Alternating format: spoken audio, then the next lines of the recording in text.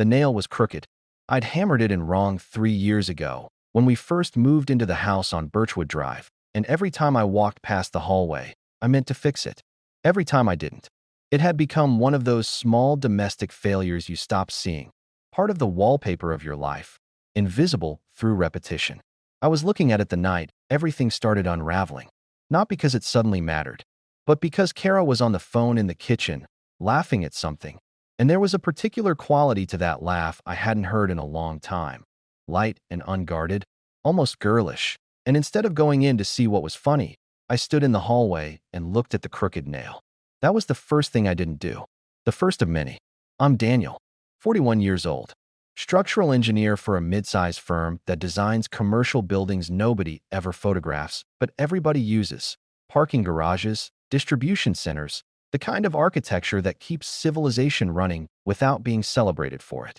I've been told I think like my work. Load-bearing, functional, quiet. Kara used to say it as a compliment. Toward the end, she said it differently. We'd been married 9 years that October. Met through a mutual friend at a backyard cookout, dated for 2 years, got married in a small ceremony at the Botanical Garden downtown. Sophie came along 4 years in, dark-haired, serious-eyed, already more emotionally intelligent at 7 than I managed at 30. The three of us lived in a beige house on a quiet street in Cedar Falls, Iowa, with a crooked nail in the hallway and a mortgage we could almost afford and a marriage I had genuinely believed was good.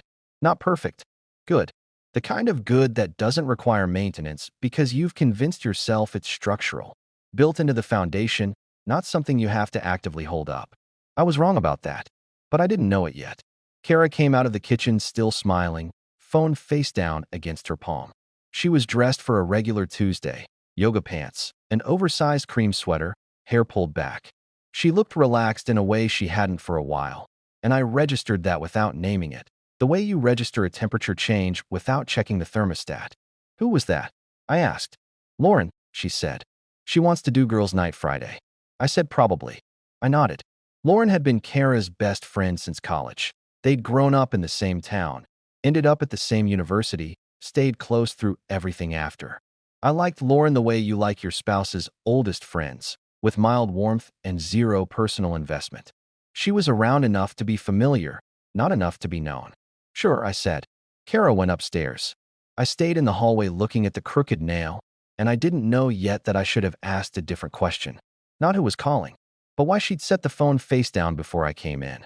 Sophie was going through a phase of waking up at 2 a.m. and appearing silently at our bedroom door like a small, solemn apparition. She never cried. She just stood there until one of us sensed her. I was usually the one who woke first. I'd lead her back down the hall, settle her into bed, sit on the edge of her mattress in the dark until her breathing slowed. That Friday night, Kara left at 7:30. Dressed well for a girl's night. A dark green blouse I'd always liked, small gold earrings, hair down. She smelled different. Not wrong, just different. A perfume I couldn't place, lighter than her usual. Don't wait up, she said, and kissed me on the cheek. I fed Sophie dinner. We watched half a nature documentary about deep-sea fish before she fell asleep on the couch. I carried her to bed, brushed the hair off her face, went back downstairs, poured myself 2 fingers of bourbon, watched the rest of the documentary alone. I wasn't suspicious that night. I want to be clear about that, because looking back it's tempting to rewrite myself as someone who felt something and ignored it. The truth is simpler and less flattering. I felt nothing. I'd accepted Kara's explanation so completely that I never looked past it. She said Lauren. I heard Lauren. That was the entire transaction. Sophie woke me at 1:47 a.m. I know because I checked my phone as I swung my legs out of bed. She was standing in the doorway in her elephant pajamas, holding a stuffed rabbit by its ear. I led her back to her room, and while I sat on her bed waiting for her to drift off, I checked my phone again. Force of habit. A text from a college friend in Chicago, a weather alert for Sunday. Nothing from Kara. That was slightly unusual. She normally texted when she'd be past midnight. A check-in, not required, just habitual. I went back to bed, lay in the dark, looked at the ceiling. After 20 minutes, I got up, went to the window that faced the street, and looked out. Not because I had a reason, because I couldn't sleep and the house felt too large and quiet. The Hendersons' porch light was on across the street. A raccoon was overturning something by the curb. A car I didn't recognize was parked 2 houses down. I went back to bed. And here's what I understand now. Looking back at that moment from a distance, I was already at the edge of knowing. Something subterranean had shifted. Not suspicion exactly. More like the structural equivalent of hairline cracking. The kind of damage that's invisible until the load becomes too heavy to hold. I fell asleep at 2:15. Kara came home at 2:40. I heard the front door, heard her move through the kitchen, heard the bathroom tap, heard her slide into bed beside me, careful not to wake me. I lay still, didn't ask where she'd been, didn't ask why so late. And even then, I didn't ask myself why I was pretending to be asleep. Saturday morning was ordinary. Sophie made a mess of her cereal. Kara made coffee and stood at the kitchen window with both hands wrapped around her mug, looking at the yard. I read the news on my phone. We didn't talk much, but that wasn't unusual for a Saturday morning. We'd always been comfortable with silence. Later, while Kara was in the shower, I noticed her phone on the kitchen counter. Not unusual, she left it everywhere. But it was lighting up with a message, and the name on the notification was one I didn't recognize. Reed. Just that. A first name. I didn't touch the phone. I didn't read the message. I stood there for a moment, and then I walked out of the kitchen and into the backyard and stood in the October cold, looking at nothing in particular. That was the moment. Looking back, I can mark it precisely. That was the hairline crack becoming visible. Not proof. Not certainty. Just a name I didn't know appearing on my wife's phone at 9 in the morning after she'd come home at 2:40 a.m. I went back inside, made toast, said nothing. The nail in the hallway was still crooked. I walked past it twice. For the next 10 days, I told myself an elaborate series of reasonable stories. Reed was a patient. She was a dental hygienist. She dealt with dozens of people a week. Reed was a coworker. Reed was someone from Lauren's social circle. Reed was a vendor, a neighbor, a distant family connection I'd simply never heard mentioned. I assembled these explanations carefully, the way you use scaffolding around a building you're not ready to take apart yet. I understand now what I was doing. I wasn't protecting Kara.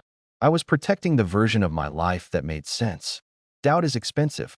It costs you everything you've built, every ordinary Saturday morning, every reassuring routine, and you can't unspend it once you've started.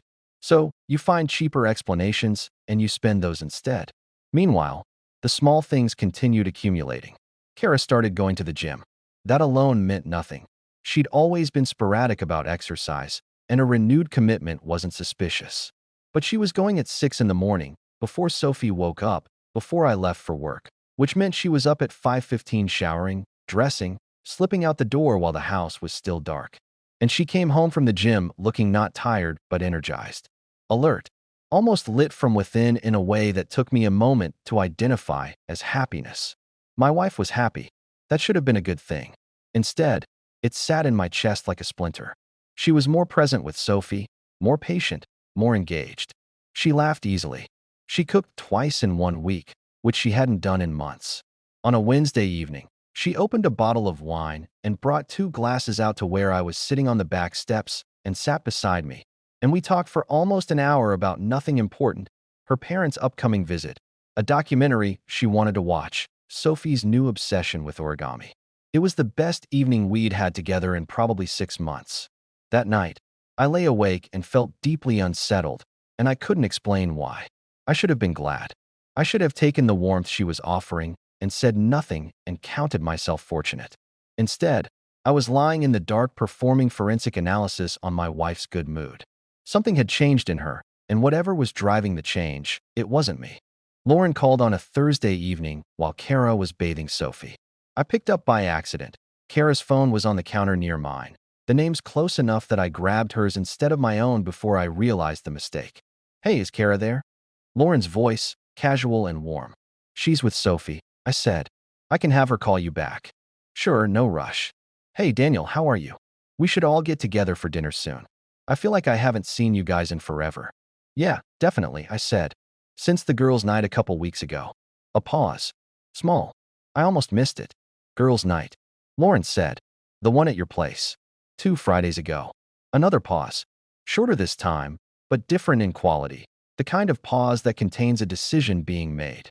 Oh, right, Lauren said. That was fun. Yeah, tell Kara I called. She hung up. I set the phone down on the counter. I stood very still in the kitchen. The bathroom upstairs was quiet now. The water had stopped. I could hear Sophie laughing at something Kara was saying. The ordinary sounds of an ordinary evening. I picked up the phone again. Set it back down. Picked it up. That pause. That was not the pause of someone remembering. That was the pause of someone recalibrating. Lauren hadn't been there. There had been no girls' night.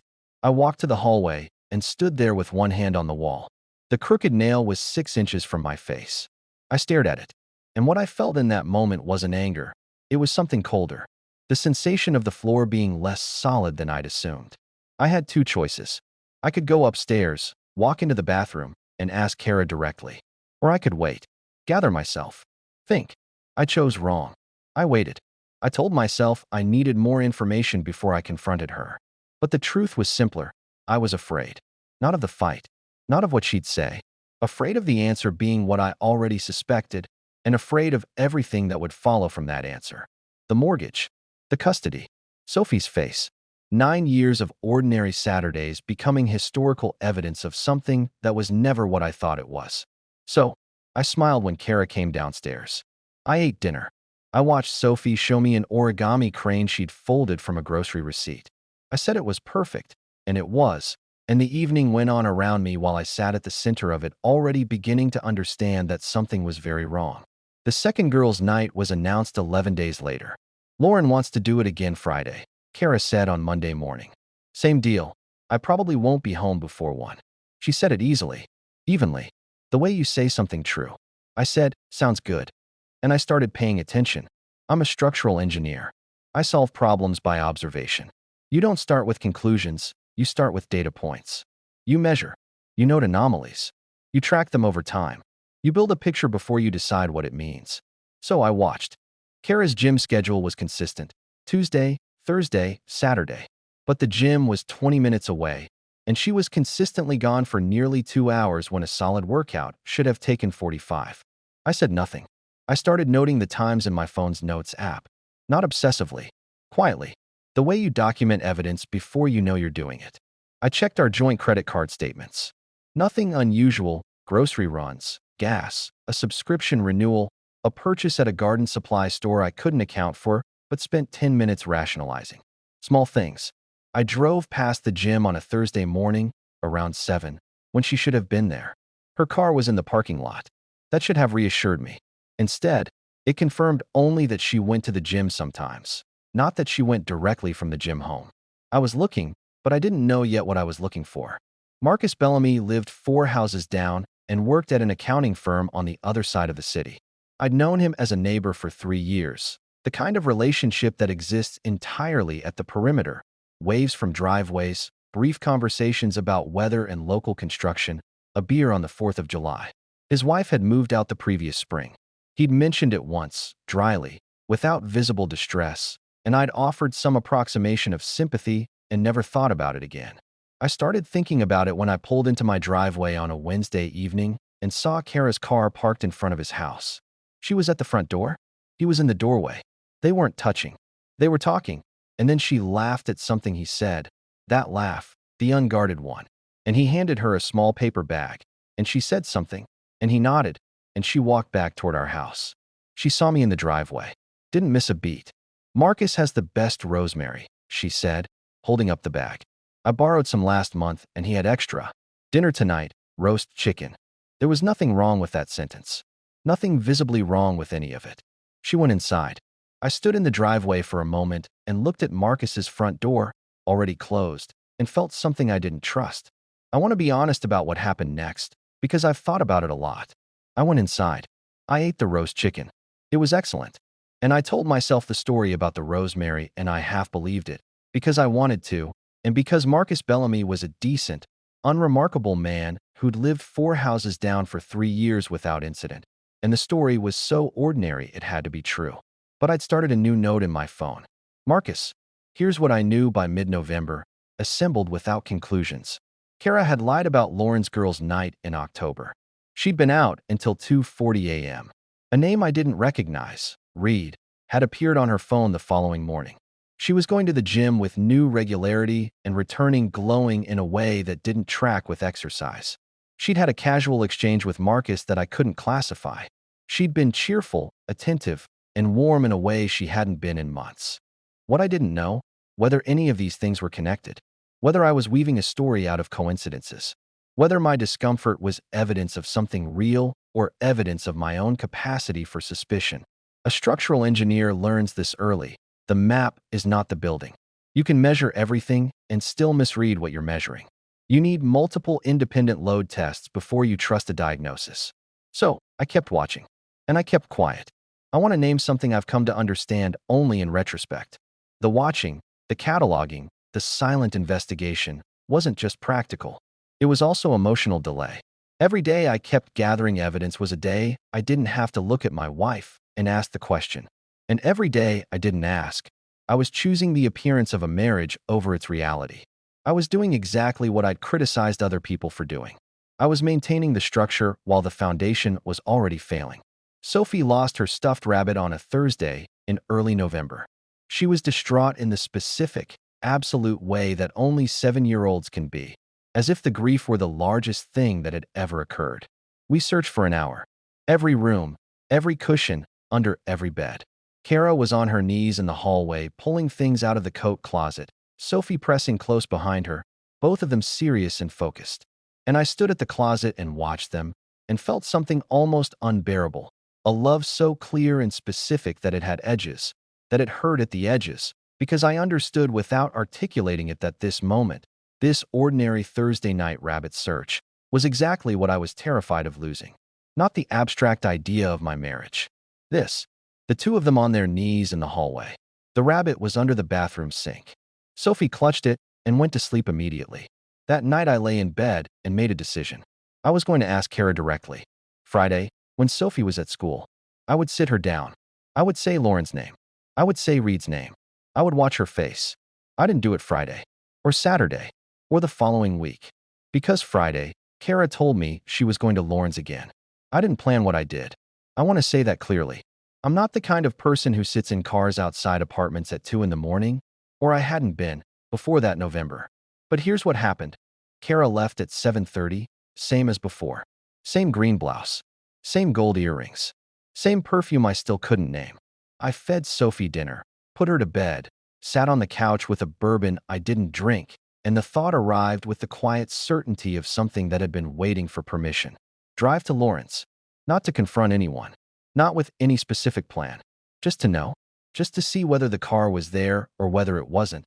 Because one of those outcomes would tell me something I needed to know more than I needed to keep not knowing it.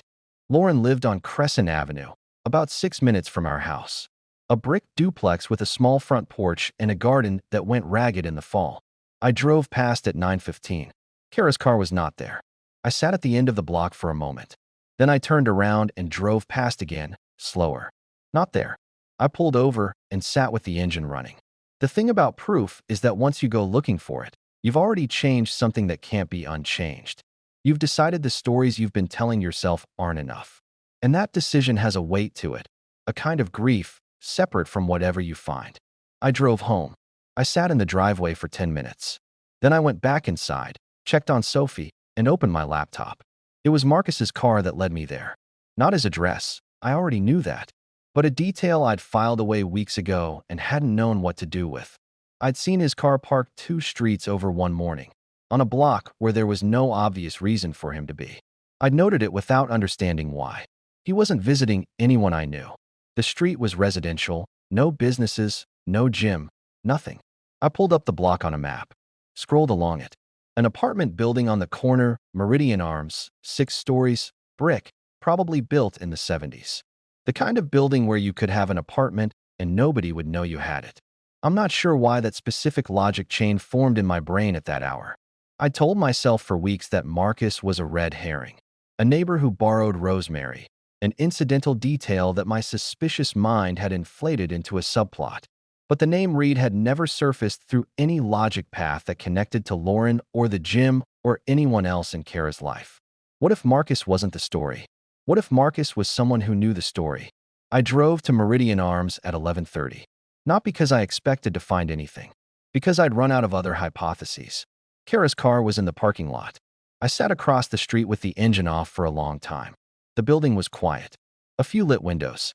a light above the entrance casting a yellow circle on the wet pavement. Her car was a white Civic, 9 years old, a small dent in the rear left panel from a parking lot incident 2 summers ago. Unmistakable. I knew that car the way you know your child's handwriting. I don't remember exactly what I felt in that moment. I've tried to reconstruct it, and I can't produce a clean emotion. There was something cold in my chest, and something very still, and somewhere below that a distant roaring that I was keeping deliberately far away. Not shock. I think I'd already moved past the capacity for shock. More like arriving at a destination you've been driving toward for weeks while pretending you were going somewhere else. I didn't go inside. I didn't call her. I took a photograph of her car with my phone, timestamp, location, and I drove home. Sophie was asleep. The house was warm and dark. I made coffee I didn't drink and sat at the kitchen table and went through my phone. The notes I'd been keeping for 6 weeks. The dates, the times, the names. And then I did something I'm not proud of, but that I'd do again. I went through our finances more carefully than I'd been willing to before. The joint account was clean. Normal spending, nothing unusual. But Kara had a personal account that her paycheck went through, and we used the joint for household expenses. That had always been the arrangement, agreed upon early in the marriage for no particular reason other than that she preferred it. I'd never scrutinized her personal account because I'd never had reason to. I found reason now. I couldn't access the account directly, but our tax returns were in the filing cabinet in the office, and the bank statements she'd submitted during our mortgage refinancing 2 years ago were there too. Old data, but enough to establish a pattern. And then I found something that had nothing to do with infidelity. Kara had been sending money to an account I didn't recognize, consistent transfers, monthly, going back at least 2 years. Not large amounts. $400, sometimes $350, occasionally $500. Irregular enough to avoid being a standing order. Regular enough to be intentional. To whom? For what? I sat with that for a long time. It was almost 3 in the morning. I had gone looking for one betrayal and found 2. Or something that looked like 2. And I understood in that moment something I hadn't wanted to understand. The discomfort I'd been feeling for months wasn't only about another man. There was something else in the architecture of our marriage that I had never seen. A room I hadn't known existed. I went upstairs. I lay down on the outside of the bed without undressing. Kara came home at 2:55. I listened to her move through the house. I listened to her come upstairs. I listened to her see that I was lying on top of the covers with my eyes open, looking at the ceiling. Daniel. Her voice was careful. Hey, I said. You're still up. Couldn't sleep. She changed in the bathroom. Came to bed. Lay down beside me in the dark. You okay? She asked. Fine, I said. Just tired. She put her hand on my arm for a moment. Then she turned over. 3 minutes later, her breathing slowed. I lay awake until light came through the curtains. And I made a different kind of decision. Not the fearful, avoidant postponement of the past 6 weeks, but something quieter and harder and more deliberate. I was going to know everything before I said a single word. The name Reed took me 4 more days to find. I'm not going to pretend I did it cleanly. I waited until Kara was at work on a Tuesday, and I drove to Marcus's house and knocked on the door. He answered in a t-shirt and jeans, coffee in hand. His face did something complicated when he saw me, not guilty exactly. More like a man bracing for a door he knew was about to open. Daniel. I need 5 minutes, I said. He let me in. We sat at his kitchen table. He set his coffee down. You know why I'm here, I said. He looked at the table for a moment. I think so. Tell me about Reed. Marcus was quiet for long enough that I wondered if he was going to lie. Then he looked at me directly. Reed Calloway, he said. He has an apartment at Meridian Arms. 2nd floor. He moved there in August. He paused. I found out 6 weeks ago. I saw Kara's car there when I was dropping something off for a friend in the building. I didn't move. I didn't know what to do with it, Marcus said. I kept telling myself it might not be what it looked like. And then I realized I was doing the same thing I'd done with my own wife for 2 years, and I thought, you need to know. But I couldn't figure out how to tell you. So, you said nothing. I said nothing. He looked like he meant the guilt he was carrying. I'm sorry, Daniel. There was a long silence in his kitchen. Outside, a car passed. A dog barked somewhere. The money, I said. Is she paying his rent? Marcus looked up sharply. What? The transfers. Monthly. 2 years. He shook his head slowly. I don't know about that. I believed him. Kara came home that evening at 6:15, normal as any Tuesday. Sophie was at the kitchen table working on a drawing. The house smelled like the soup I'd been heating on the stove. I waited until Sophie was in bed. Then I sat down at the kitchen table, and I put my phone between us with the photograph of her car in the Meridian Arms parking lot, the timestamp visible. Then I put the financial printouts I'd assembled beside it. She sat down across from me. She looked at the phone, then at the papers, then at me. For a moment, nothing. "How long have you known?" she said quietly. "Long enough." Her hands were folded on the table. Very still. "Are you going to let me explain?" "Yes," I said. "I'm going to sit here and listen to everything." And she did. She talked for almost an hour. I didn't interrupt. Reed Calloway was a man she'd met at a dental conference in Des Moines 14 months ago. It had started slowly, emails, then calls, then the first time she drove to Cedar Falls to meet him, and then the apartment in August when he relocated for work. She'd told herself 100 different stories about what it was and what it wasn't. She wasn't going to insult me by repeating them now. The money was different. That she said carefully, watching my face. Reed had financial problems, a debt from a failed business his brother had pulled him into before Kara ever met him. She'd been helping him quietly, small amounts, because he'd asked her not to tell anyone, and she believed, genuinely believed, that she was protecting someone she cared about. "From our money," I said. "From my money," she said. "My account, that we file taxes on together, that we've built our lives around together." She didn't answer that. I looked at her across the table, the woman I'd married, who I had genuinely loved, who had sat next to me on the back steps 9 years ago and made me feel like I'd figured something out about life. She looked tired in a way that went deeper than the hour. "Did Lauren know?" I asked. Kara hesitated. "Not all of it. She covered for me a few times. She felt terrible about it." I thought about Lauren's pause on the phone. "Oh, right. That was fun." "She lied to my face," I said. "She was protecting me." "No," I said, and my voice came out steadier than I'd expected. "She was protecting you from me. That's not the same thing." Kara looked down. "I want to fix this," she said. "I need you to know that. Whatever it takes." I looked at her for a long moment. I thought about Sophie asleep down the hall. I thought about the rabbit under the bathroom sink and Kara on her knees in the hallway looking for it, and how much I'd loved her in that moment. I thought about 9 years. "I know you do," I said, "but I need you to understand something. You didn't just have an affair. You built a separate financial life inside our marriage. You used Lauren to create a cover story that I'd have believed forever. You looked at me every day for 14 months, and you chose this every single time." Her eyes were bright. She didn't speak. "I'm not angry," I said. And I wasn't, or not primarily. What I felt was closer to a profound and quiet clarity. The kind that arrives after you've stopped fighting a tide and simply stood still and let it move past you. I'm done being the person who doesn't know things in his own house. We sat in silence for a while. The soup had gone cold. Eventually, I stood up, gathered the papers from the table, and went to sleep in the guest room. Kara moved to her parents' house in Waterloo 3 weeks later. I didn't ask her to leave. I didn't ask her to stay. I told her I needed to understand what kind of life I was willing to build going forward, and that I needed to do that thinking in a house that wasn't holding its breath. She understood. She packed methodically over 2 days while I was at work. She sat with Sophie every evening and handled those conversations with a grace I hadn't expected and didn't minimize. Sophie took it with the quiet intensity she brought to everything. She cried once, the morning after Kara left. Not dramatically, just sat at breakfast and let tears fall while she ate her cereal, and I sat across from her and didn't try to fix it. I said, "I know it's hard." She nodded. She finished her cereal. She went to school. The divorce was filed in February. Kara didn't contest any of it. We split things carefully, without cruelty. The house stayed with me and Sophie, which had been Kara's preference. She said she couldn't ask me to uproot Sophie's life on top of everything else. Whether that was guilt or genuine love for her daughter, I stopped trying to categorize it. People are usually both things at once. Lauren called me once, in January.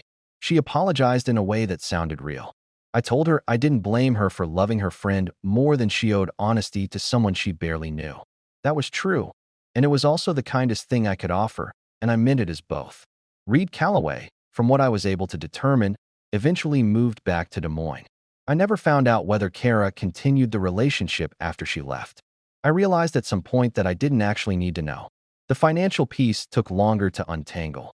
The transfers over 2 years amounted to just under $11,000, all from her personal account. Technically her money, but factored into the financial picture our life was built on. My lawyer said I could pursue it. I considered it for about a week and then decided the anger it would require wasn't worth the space it would take up in my chest. By March, the house felt different. Quieter in some ways, louder in others. Sophie filled it with drawings and paper cranes and the specific noise of a 7-year-old who decided that life was still manageable. I started cooking, made a point of being home before dark, fixed the crooked nail in the hallway on a Saturday afternoon while Sophie drew at the kitchen table. She came and watched me hammer it straight. Better? I asked. She considered it seriously. A little to the left, she said. I adjusted. She nodded. We ate dinner together and she told me about something that happened at school, a disagreement with a friend that resolved itself by recess. And the story had a beginning and a middle and a satisfying end. And I sat there listening to her tell it and felt something I could only describe as the specific gratitude of someone who has stood very close to losing something and didn't lose it after all. Kara called in April. She was seeing a therapist in Waterloo, she said. She was trying to understand herself better, not to fix things with me, not with any agenda, just for herself. She sounded different on the phone, quieter, less performed, like someone who'd stopped running and was figuring out what was underneath the speed. I'm glad, I said. And I was. I know you've moved on, she said. I just wanted you to know I'm working on it.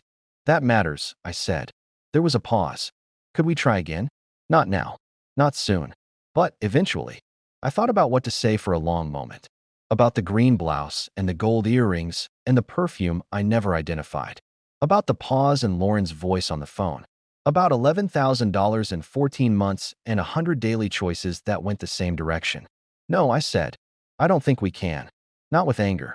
Not with satisfaction. Just the truth, offered as cleanly as I could offer it. Another pause. Okay, she said softly. Okay. We talked for a few more minutes about Sophie's schedule, a doctor's appointment, a school event in May. Practical calm.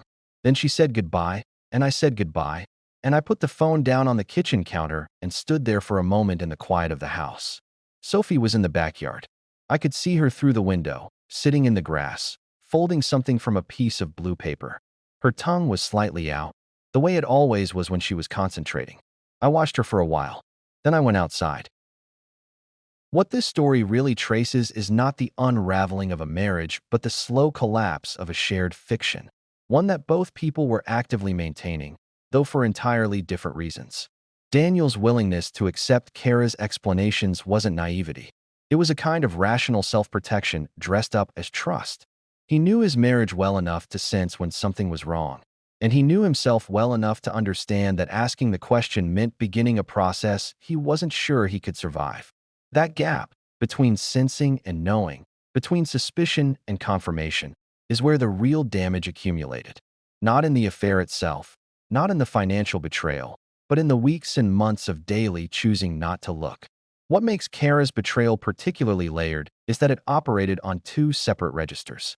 The affair was personal, an emotional and physical withdrawal from the marriage, the pursuit of something she felt she was missing. But the money was structural. 2 years of quiet financial transfers represent a degree of deliberate separation that goes far beyond the spontaneous architecture of an affair. She built a separate life inside the shared one, carefully enough that it required conscious effort to find. That isn't a person who drifted. That is a person who decided, repeatedly, over an extended period of time. The financial dimension also reframes Lauren's role in ways that are easy to overlook. Lauren wasn't simply covering for a friend's emotional indiscretion. She was, knowingly or not, complicit in something with actual financial and legal consequences for Daniel. Her pause on the phone, that brief recalibration, was the sound of someone choosing friendship over honesty, which is a human and understandable choice. But it's also the moment the story's emotional stakes doubled. Daniel wasn't only dealing with a wife who'd deceived him. He was dealing with the fact that the deception had infrastructure. It had a support network. It had been maintained by people he'd considered part of his life. There's a dimension to what happened with Reed that the story circles, but never fully names: the nature of Kara's self-deception. She framed the financial help as protection, as loyalty to someone in trouble. while systematically concealing it from the person she was legally and ethically bound to share her financial life with. This is what self-deception looks like at its most sophisticated. It dresses exploitation as generosity, secrecy as kindness, betrayal as care. The fact that she may have genuinely believed some of this makes it more troubling, not less. Daniel's choice at the end, to decline Kara's request for a future attempt, is the story's most understated and most honest moment. It isn't punitive. It isn't dramatic. It's the recognition that trust, once reconstructed with this much conscious effort to deceive, becomes a different structure than what it was before. You can rebuild after betrayal. What you can't rebuild is the specific foundation that existed before you knew you needed one. Sophie folding paper cranes in the backyard is the image the story ends on, and that's not accidental. She is the through line, the thing Daniel was most afraid of losing, the thing that was never actually in danger of being lost, and the quiet proof that what survives a marriage's end is not nothing. Sometimes what survives is enough. What stays with me about this story isn't the affair. Affairs happen, and they're painful, and most people can understand, even without forgiving, how someone drifts into one. What stays with me is the money, because that requires a different kind of decision. That requires sitting down again and again over the course of 2 years and actively choosing concealment. There's no passion in that, no moment of weakness, just a slow, deliberate construction of something that was designed never to be found. And that makes me think about how many people are living in houses with rooms they don't know exist. Not because their partners are extraordinary liars, but because they've decided, the way Daniel decided, the way most of us decide, that not knowing is a price worth paying for the life you've built around what you think you know. How long can you love a version of someone that was never the whole of them? And what does it cost you, in the end, to find out? Sophie adjusted the nail a little to the left. That detail undoes me every time.